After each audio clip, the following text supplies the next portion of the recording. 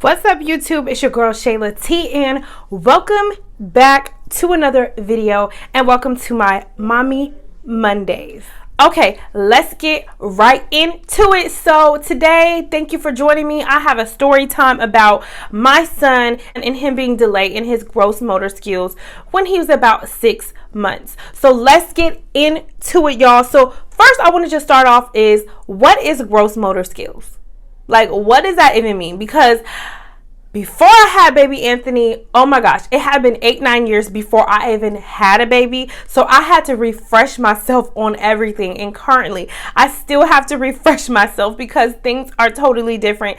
And you end up forgetting a lot of the stuff, especially with the older kids. So let's get into what is the definition of gross motor skills. So gross motor skills are larger movements that your baby makes with their arms, their legs, their little feet, or their entire body. So crawling and running and jumping and all of those movements are gross motor skills. So that's what that is. So every single baby, I want to stress this, like highly stress this. Every single baby is different. Okay, duh, they're different. But every single baby, they're going to learn on their own pace, do things at different paces. Like some people might be faster, some people might be slower. But there are milestones set in place what a baby should be doing. And I'm using that should very, very loosely because, again, there is not no one page that everybody's going to be on, but they have these milestones set in place of what your baby should be doing. So a 3 to 6 month baby, some things that they like normally will be doing around that age is roll both ways. They usually know how to sit with some support, reach with either hand, and pivot while they're on their little belly. And then, so after that, when they're about 6 to 9 months, you know, they're moving on up. They can do a little bit more. And so typically a 6 to 9 month old baby should be able to sit and play with toys, get from like a sitting to crawling position, and crawl forward on those little cute bellies, either skinny or little chunky bellies. So that's what's something that they usually typically should be able to do around that age. Around when Anthony was 6 months, he wasn't doing hardly any of those things. Like, I have an app with all the little milestones. I have, I get online, they email me, and I was just like noticing that baby was not doing much, especially when it came to gross motor skills. So it wasn't a real red flag for me, but it was something that made me like, okay, I can't do the little. But it made me like, it made me think about it really fast, really made me think about it. And so, but I wasn't too concerned, but I was just like, okay, little boy, why are you not doing these things? And another big thing that kind of like started this is that I noticed that when we did tummy time with Anthony, he hated it. He did not want to be on his belly at all.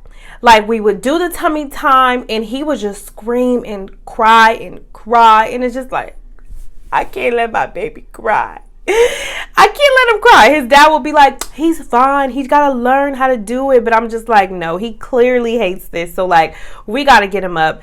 And I feel like that was kind of like a big thing, because I really, really highly suggest you, if you're like pregnant or if you have a new baby, to start tummy time every day as soon as you can. I'm gonna put that on the screen or in a link below, what is like the safest time to start doing the tummy time. But you definitely want to start that as early as possible, about 10 to 20 minutes. Start it that way. And because it's going to help in the long run. Babies, they be having those, their neck. They got to build those muscles in the neck. And that also helps with their gross motor skills. So we're going to fast forward. Anthony is 6 months and he's still not doing a lot of those gross motor skills. So I'm at this point concerned, because when I was pregnant, there was a lot of women like around me, not around me, that I kind of knew of from social media. We were pregnant around the same time, so you could see them post videos of their baby, of what they were doing, and a lot of the kids were, you know, crawling and rolling around and having a good time, and Anthony was just sitting there like, and it's just like, you don't want to compare kids. Like, I understand, I full, like, wholeheartedly understand that each kid's they're going to be different on the milestones, but it does kind of like make you feel a certain type of way when you see children that you know are like the same age, were born around the same time, do more, and you're just looking at you like, what, you ain't, come on, what you doing? And so it's not like a comparison. Like, I didn't want to compare kids, but it was just kind of like, okay, I'm ready to interact with the baby, and I love seeing his growth. So when it just kind of like wasn't growing at the same pace as others, it just made me feel a little type of way. Let me know if that happens to y'all. Like, I'm just being honest. Like, it wasn't a comparison, but it did make me kind of feel like I want my baby to crawl too. So, but I do want to put a little disclaimer out there. Anthony, my baby, he was born 4.5 weeks early. So, I had high blood pressure. I have high blood pressure. And so it was very, very high. And so I had to be induced early. And so some of the things like you think about is like 4.5 weeks is not that big of a deal, right? Wrong. That last part of a baby's development is so significant. A lot of things are happening rapidly in the body. Like, we're going to talk about, that's going to be a whole nother video. That's a whole nother video. So stay tuned. But just that lack of 4 weeks, like, really, really is important. And it was kind of sad that he lost that. So that's a little disclaimer too, because when I go to like appointments and stuff, they have his real age, but gestationally, he's like a month, like, you know, he's already like a month behind because he lost that time in the womb. So that's just a little disclaimer. So we're going to fast forward. And we were at his 6-month appointment. And when you're at the appointment for the babies, they give you like a little questionnaire, and you fill out what the baby can do, you know, right, if you have any concerns. And at that point, a lot of the milestones on that paper he wasn't doing. So at this point, I'm just like, I'm going to let his doctor know what's going on. So we go into the room, and, you know, we're meeting with the doctor, which, oh my gosh, his doctor is so amazing. She's a doctor to all my kids, like, since they were babies. So it's just so cool that happened. But we go there, and I'm letting her know my concerns, and I'm missing a big part. Dang, I'm missing a big part. So another thing that was going on with baby Anthony is that his soft spot in the, you know, the babies have a soft spot at the top of their head where there's kind of like an opening in the skull, the cranium, whatever you want to call it. And so his soft spot had, like, his opening had closed like around 3 months. It was almost closed. Like, it just had a tiny opening. So it's something that they wanted to look, you know, closely at to make sure he didn't have, like, I think it's called cranial something. I'm gonna put that right there. It's a big word. It's called cranial something. And that just pretty much is when the cranium fuses together, doesn't allow the brain to grow, and it can kind of mess up your whole facial structure. So they were also keeping an eye on that. So when we went into the appointment, and I was letting her know that, you know, he's not rolling over. He's not rolling over. He won't roll at all. He won't even, like, he's not doing it. And, you know, it kind of concerned her as well, because we were already going through the stuff with his head. And so with all those combinations going on, you know, she said I had valid reasons to be concerned. Now, it wasn't so much to where it was just like, oh yeah, you need to panic mode, but it was just almost kind of like, So me and my doctor agreed that, it wasn't like it was so far out, because again, he was just 6 months or no, he was 7 months, but gestationally 6 months. So it wasn't like he was right in the time where you still could give a kid a chance to do all those things. But with all the other stuff he had going on, we just wanted to, make sure. And that's not going to be a whole nother video about all his little issues he had, which it was fine. Everything was fine. Okay, it was fine. It was stressful, but he's fine.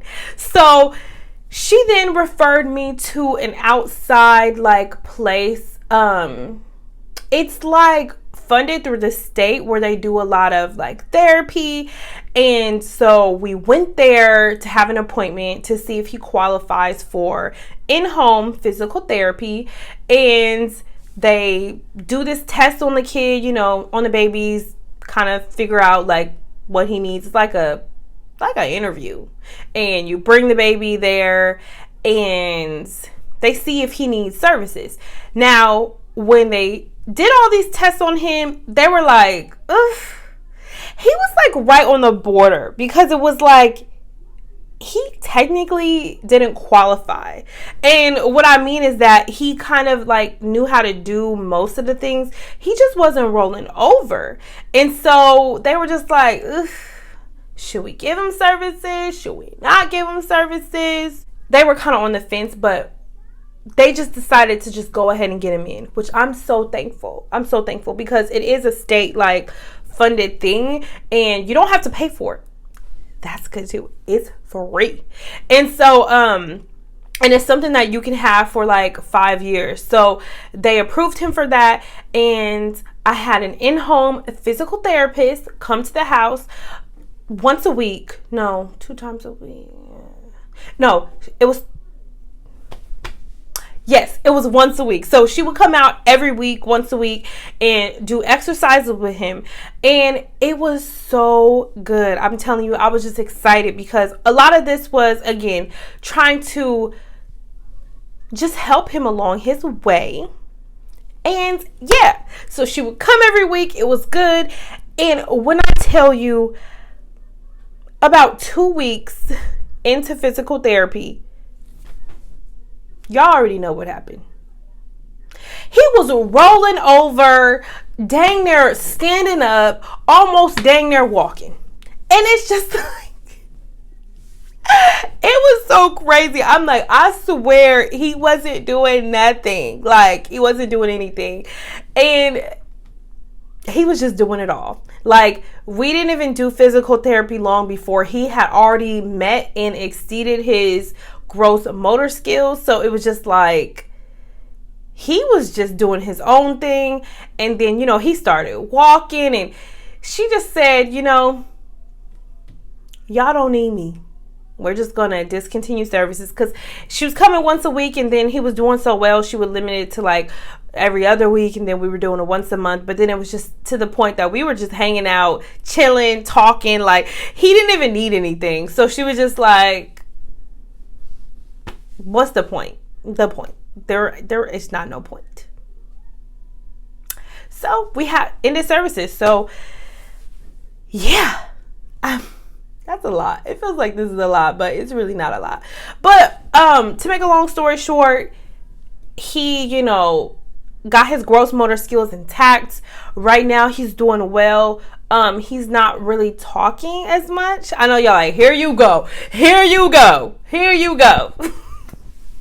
He's not really talking yet, and he's tomorrow or today when you see this video, he will be 17 months. So gestationally 16 months. I feel like they say you're behind a month if you were born early up until 2. So that's when it kind of you should be caught up. But until then, you're still technically a month behind. So, we'll see how that goes. I'm going to bring it up at his next appointment, and work with him on, talking and stuff. But yes, that was my story time, where my baby was delayed in his gross motor skills, but he got it together. So again, just all babies are going to be different. They're going to be different. They're going to go slower, faster. Just kind of breathe, relax. I know it's hard being a mama, being a daddy, grandma, whoever you are, and you want your kids to just excel at everything, but they really, really, really do go on their own pace.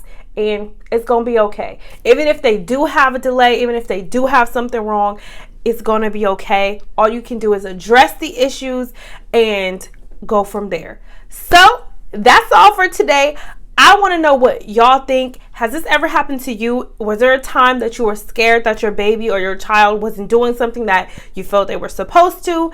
How did that work out? Let me know in the comment section below. Don't forget to subscribe. Hit the notification bell so you can be notification gang. Like, comment, and share this video. And